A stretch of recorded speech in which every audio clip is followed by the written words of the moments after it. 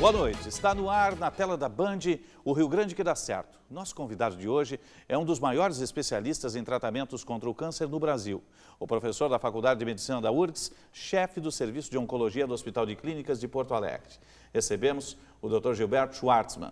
E participam dessa entrevista os jornalistas, meus colegas de Jornal Gente da Rádio Bandeirantes, Sérgio Stock, também apresentador do Band Cidade, e o colunista de economia, Afonso Ritter. Uma boa noite a todos. Obrigado pela presença, doutor. É uma honra.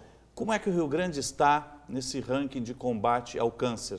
Temos tecnologia de ponta, o pessoal qualificado, como é que está? Em que nível nós estamos? O Rio Grande do Sul é um estado muito privilegiado na área da saúde. Nós temos uma medicina de excelente nível em várias áreas. Eu dou alguns exemplos. A nossa cardiologia tem um reconhecimento indiscutível, né? O setor de pneumologia, cirurgia de tórax, transplantes de pulmão, não é? Nós temos a endocrinologia também é muito importante. Tem várias áreas que são extremamente ativas, não é?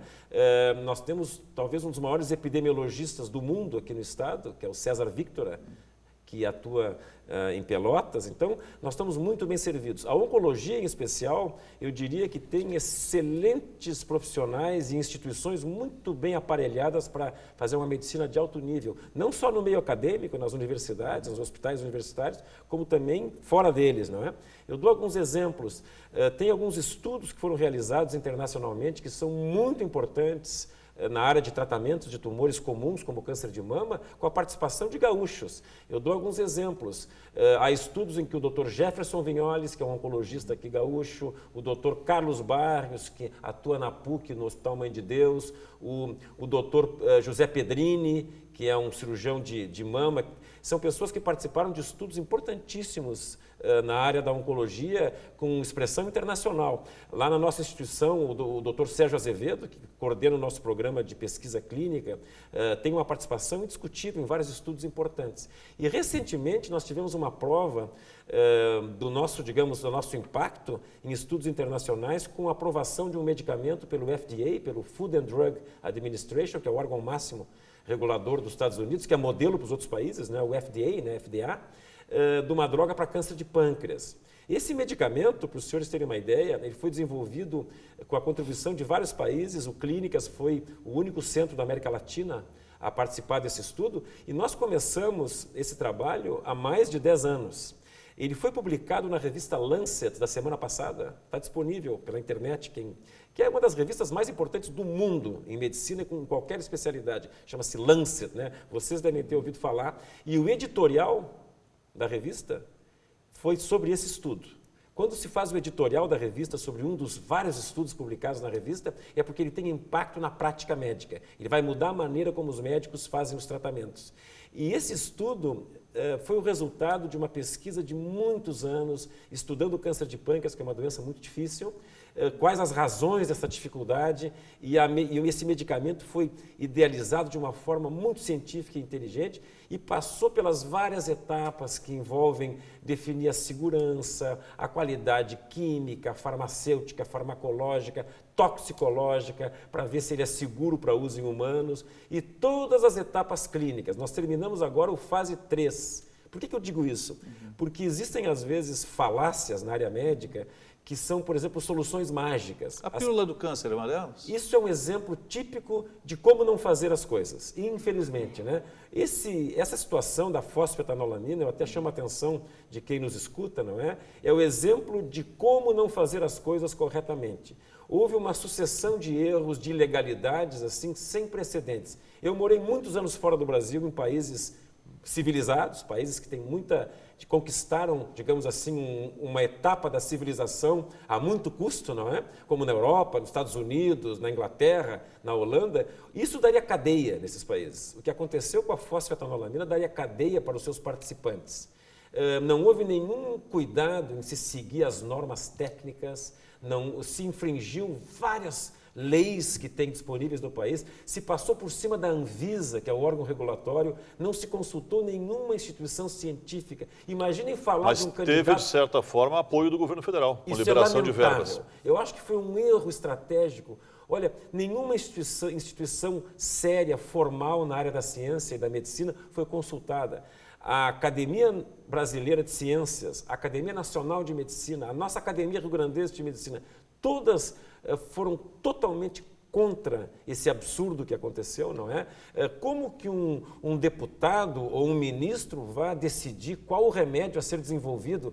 A comunidade científica tem vários candidatos, centenas deles, eu diria até alguns milhares de candidatos mais interessantes para se investir do que essa substância completamente controversa. Ela não tem nenhum efeito? Ela tem efeitos mínimos que milhares de substâncias têm e nunca vão virar candidatos a remédio.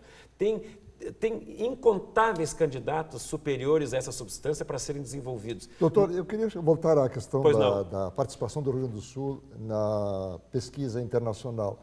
Isso significa de que alguém que tenha câncer, ele não precisa ir aos Estados Unidos, ou os países se especializaram em tipos de câncer? Muito importante seu comentário.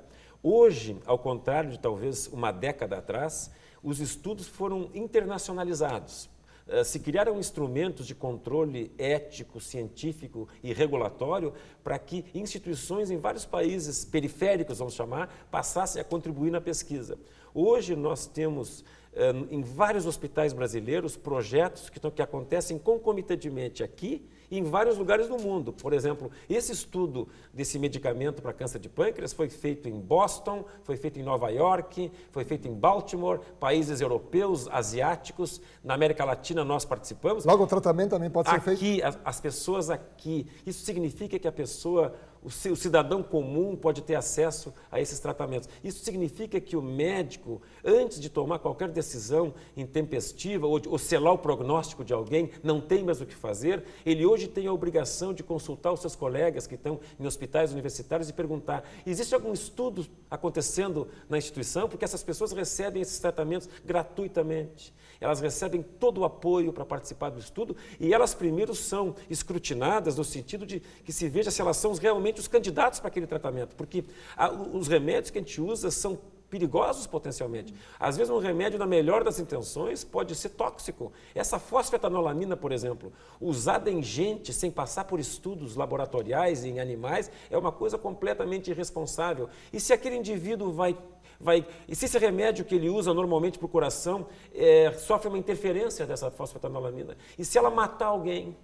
Não se esqueçam da talidomida. Quando a talidomida foi liberada de uma forma, digamos, muito simplificada em certos 70, países, né? isso, 60, na América Latina 60, e na Europa, aconteceram desgraças. A gente vê na esquina do pronto-socorro, quem passa com o carro por ali, vê um rapaz com aqueles bracinhos completamente atrofiados pela talidomida, é o resultado de uma situação, de um desleixo de vários países. Os Estados Unidos não tiveram um caso de problema com a talidomida. Sabe por quê? Porque eles exigiram estudos de longo prazo, porque viram que grávidas podiam usar. E eles que antes de usar em grávida, tinha que se saber o risco potencial dessa substância talidomida na gestação.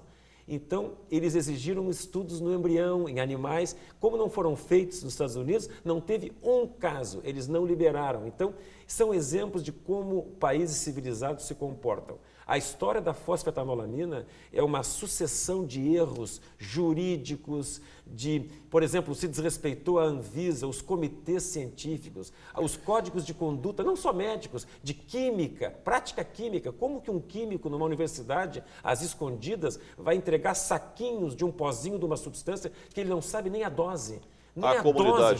A comunidade científica se manifestou publicamente contra. Há alguma atitude concreta, efetiva, juridicamente, que será tomada ou está sendo tomada? Nós conseguimos que, por exemplo, a Universidade Federal do Rio Grande do Sul, no seu conselho universitário,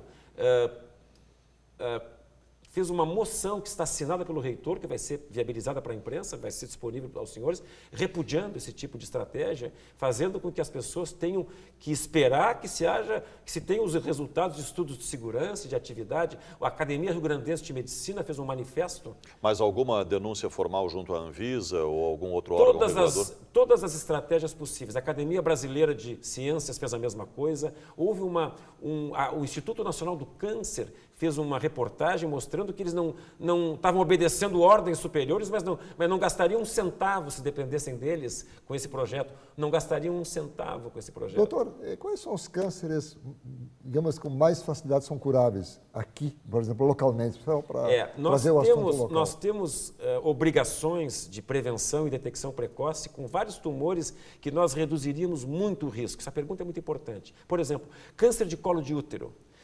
Hoje nós temos recomendações claras quanto a sexo seguro, quanto à vacinação de meninas antes de iniciar a vida sexual. Isso tem que se fazer em massa, dos 8 aos 12 anos. O senhor está se referindo ao HPV? Vacina contra o HPV, isso é importantíssimo, que é o agente causal, não é? Sexo seguro, camisinha, educar as crianças a terem sexo seguro. Papa Nicolau, que é o preventivo do colo de útero, porque se a gente fizer o Papa Nicolau, pelo menos uma vez na vida numa mulher, reduz a metade a mortalidade no país por esse tumor. Como é que está a procura desse tipo de exame? No Rio Grande, que tem, digamos, a população que mais lê, a gente imaginaria que teria uma bela cobertura, né? Só 30% das mulheres gaúchas fazem Papa Nicolau. Só 30%. É pouco. Muito pouco. E a questão da próstata? Houve esses dias uma discussão, inclusive citando o Instituto Nacional do Câncer. Pegar uma carona com o Afonso aqui, tivemos o o Outubro Rosa e o Novembro Azul. Né? Exatamente. Essas campanhas incentivaram a procura? Não, mas a ideia é de que não é necessário fazer o que aconteceu foi talvez um erro interpretativo.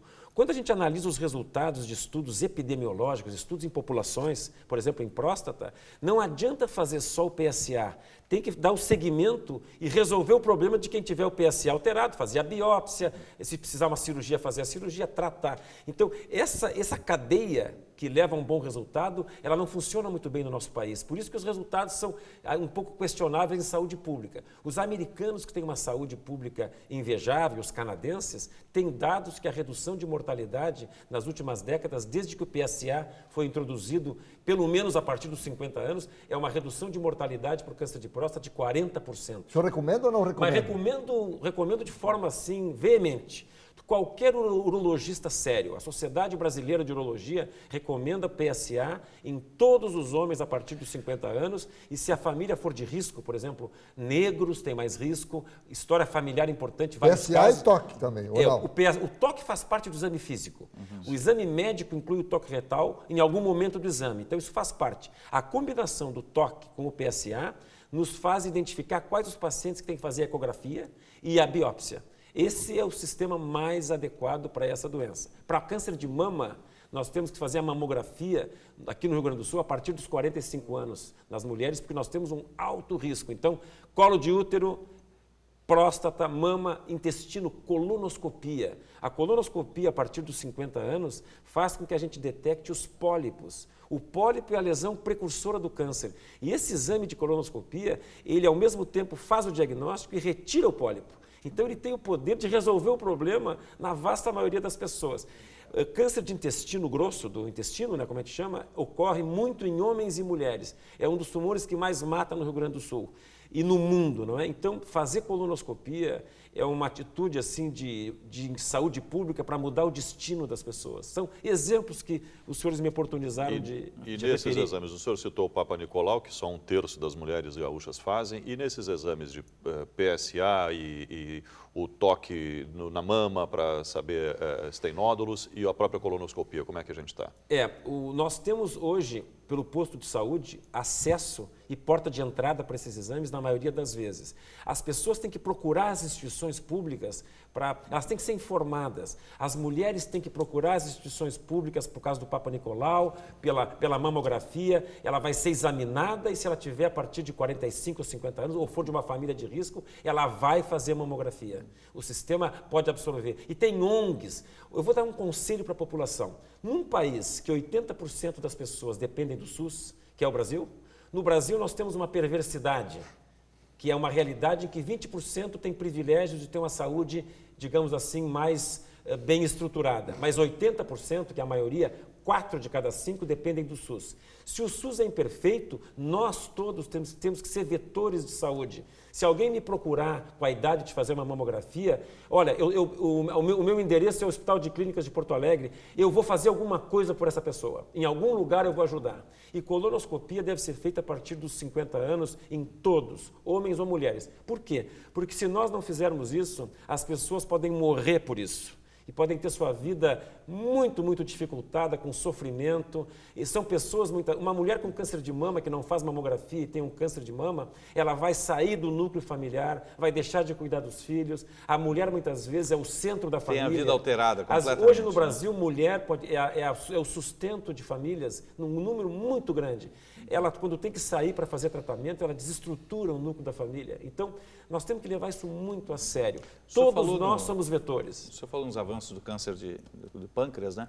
8 mil pessoas morrem, em média, por ano no Brasil, vítimas do câncer do pâncreas. O Felipe Peixoto tem uma matéria para a gente. O câncer no pâncreas do pai de Márcio pegou a família de surpresa. Foi rápido demais, né? Pode destruir a vida de uma pessoa assim do nada. Hoje ele guarda com carinho as lembranças do pai que morreu há 6 anos. Tudo que eu tento, o que eu corro atrás hoje é em virtude do que ele me repassou, do que ele me ensinou. O tumor no pâncreas é difícil de ser descoberto porque quando apresenta sintomas é sinal de que já se espalhou pela corrente sanguínea. A doença é responsável por 4% das mortes causadas por câncer. 8 mil pessoas morrem em média por ano no Brasil vítimas do câncer de pâncreas. Um novo medicamento chamado de MM389 foi testado em 9 países, entre eles no Brasil. Ele foi administrado junto a um outro remédio já utilizado no tratamento. De acordo com os resultados, em 3 meses, 57% dos pacientes que receberam os dois apresentaram progresso, contra 26% que usaram apenas a droga já conhecida. O medicamento foi desenvolvido por uma empresa farmacêutica norte-americana. Os resultados foram enviados diretamente para o FDA, o órgão que controla medicamentos nos Estados Unidos e que serve como um parâmetro para a aprovação de outros países. Aqui no Brasil, o processo será enviado à Anvisa, Agência Nacional de Vigilância Sanitária, até o fim do ano. Não é a cura, mas pode significar mais tempo de vida, o que para Márcio faria toda a diferença. Ele era um paizão bem coruja, assim. A gente se divertia bastante, eu e ele, a gente nunca teve segredos um com o outro. Então, 6 meses seria realmente muita coisa. Seriam anos.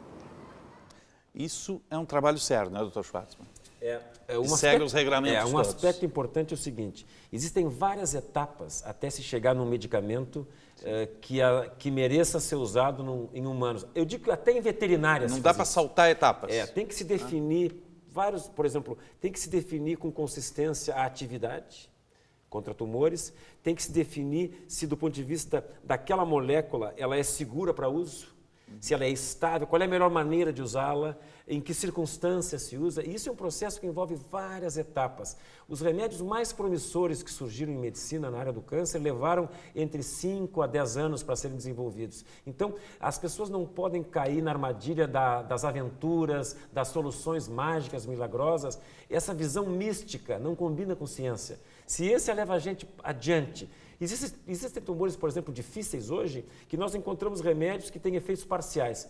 Mas isso significa que aquela pessoa vai ficar viva e candidata a novas intervenções. Se nós pudermos transformar certos cânceres mais complicados em doenças crônicas, nós tratamos pressão alta, né, hipertensão arterial, por toda a vida nas pessoas. Então, hoje, um tratamento que tem uma vantagem parcial também tem muito valor, é precioso, porque aquela pessoa pode ser candidata a um outro medicamento que surja logo depois. Nós vimos isso recentemente em câncer de rim, por exemplo. Há alguns anos atrás não havia remédio nenhum para câncer de rim, só a cirurgia. E nessa última década, graças à ciência, nós tivemos vários remédios novos. Essas pessoas hoje são pacientes crônicos, como se fosse um hipertenso. Nós vamos tratando em sequência, usando um remédio por um tempo, quando ele falha, passa para um outro. Então, tem que haver otimismo e crença na civilização. A ciência é uma conquista, não é? Nós não vamos voltar agora à Idade Média, ao mundo das cavernas, em usar coisas de forma completamente mágica, empírica. Isso não existe, doutor, não é? Nós estamos falando como fundamental, o senhor insiste, na prevenção. Além da prevenção, digamos, médica, existe uma prevenção, digamos, do comportamento das pessoas em dieta alimentar? O que facilita a chegada do câncer? Eu sempre digo que nós temos um papel importante no nosso destino. O nosso destino não é só dependente do mundo externo, não é? Nós temos uma participação direta no nosso destino. Vou dar um exemplo. Eu, quando fiz 50 anos, há 10 anos atrás, um dos presentes que eu me dei foi uma colonoscopia. Vamos imaginar que não é dos presentes mais interessantes para eu querer me dar nos meus 50 anos. Né? Por que eu fiz isso? Eu fiz isso porque eu quero viver, eu quero ver meus filhos serem felizes, quero aproveitar os meus amigos, quero levar uma vida saudável, então eu quero intervir nisso. Como é que eu posso interferir? Eu tenho que mudar meus hábitos. Tem coisas que talvez eu gostasse de fazer, mas que representam viver perigosamente. Não fumar, não me exceder no álcool. Vou dar um exemplo para vocês. Álcool hoje é responsável em grande parte por ser a porta de entrada para várias outras drogas. A iniciação da maconha, do crack, da cocaína é com o álcool. Se nós jogarmos o contato inicial do álcool de um jovem adolescente para frente, vai ser a medida de mais impacto possível em drogadição. Os senhores sabiam disso? Eu vou dizer de novo. A porta de entrada para a droga pesada é o álcool. Ah, mas será que o álcool faz tão mal assim? Faz. O álcool é o que está por trás na iniciação do indivíduo que usa maconha, crack e cocaína. E se a gente fizer com que a população que hoje, digamos, começa o contato com o álcool aos 13 anos ou aos 12, jogar para 17, nós vamos jogar para frente esse problema da drogadição. A terceira causa de morte no Rio Grande do Sul, depois das doenças cardiovasculares, que é 30%, depois vem câncer em torno de 20%, talvez 17% a 20%, depois são as causas externas. Nós morremos hoje 10% a 15% por morte violenta no trânsito, que tem a ver com álcool e droga e direção não segura, não é? E nós morremos de morte na droga, no embate pessoal. Uma pessoa alcoolizada que, ao invés de trocar desaforos verbais, ela dá um tiro, ela agride, ela dá uma facada. Então, nós temos que tomar conta dessa epidemia. Ou os senhores acham que esses assaltos que nós temos todos os dias é porque mudou, é força do Espírito Santo, não é? Mas, doutor, não é só droga, excesso, né? porque não é todo o álcool. Por exemplo, há médicos que recomendam a dose de vinho por dia. Eu vou lhe ser sincero, eu tenho uma vinícola na minha família, sim, mas eu, como médico, jamais recomendaria álcool. Por quê? Porque assim como ele pode ser um hábito saudável para um grande número de pessoas, ele pode ser um fator de desgraça para famílias de gente suscetível. A família de um alcoolista é uma das tragédias mais absurdas que a gente possa ver, porque não é só o paciente que acaba sendo dizimado do ponto de vista médico, moral, ele leva uma família de arrasto, não é? As pessoas que me assistem que têm problemas com álcool na família sabem disso. Então tem pessoas que têm problemas sérios com álcool e nós não podemos fazer apologia dessa substância porque a gente vai acabar interferindo de forma negativa em muitas pessoas. O que a gente tem que fazer de hábito de saúde?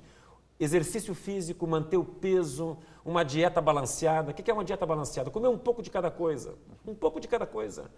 Fibra, vegetais, várias cores. Não comer carne vermelha demais, nem de menos. Comer de vez em quando. Comer peixe. Uma dieta variada. Por exemplo, a gente sabe que a dieta mediterrânea tem certas vantagens. Então, a gente sabe, por exemplo, que óleos de boa qualidade, de oliva, azeites, por exemplo, né? Azeites, não é? São importantes, mas é uma dieta que tem frutas, vegetais, tem, por exemplo, nozes, tem algumas sementes interessantes. Nós temos que ter hábitos saudáveis, não fumar, fazer exercício. Então, vai tomar álcool socialmente, então que tome de uma forma comedida. A gente não pode confundir a população, não é? Outro aspecto, se nós olharmos obesidade hoje é uma das maiores desgraças da humanidade do nosso século, né? Por quê? Porque a obesidade começou a ser fator de risco para doenças cardiovasculares, para diabetes mellitus, para câncer. Hoje, a obesidade é uma causa de câncer. Doutor, ainda na linha do comportamento, só que num outro viés, um mito que tem é que pessoas mal-humoradas, depressivas, enfim, seriam mais suscetíveis ao desenvolvimento de algum tipo de câncer. Isso está comprovado? Cientificamente, a gente não tem comprovação disso, mas isso não quer dizer que não seja uma atitude de bom senso, dizer que é muito melhor ser feliz do que não ser, não é? Eu acho que as pessoas que têm uma vida saudável, alegre, que estão cercadas de amigos, que têm uma energia positiva, certamente isso deve ter um impacto, no mínimo, na felicidade. Na felicidade das pessoas. Não tem estudos científicos, mas o bom senso diz que a gente tem que ir por esse caminho, não é? Doutor, o que é fundamental para o Rio Grande dar certo? Eu acho que o fundamental é nós acreditarmos nos talentos, nós temos que ter esperança de que se nós investirmos nas conquistas da civilização, nós chegamos aqui por alguma razão, não é? Nós temos que fazer com que as nossas crianças estudem. O fator de justiça social mais importante que existe é a educação. Não tem outro fator que faça as pessoas ter oportunidade de ser feliz, de ter ascensão social do que educação. Então, investir na educação, isso é longo prazo.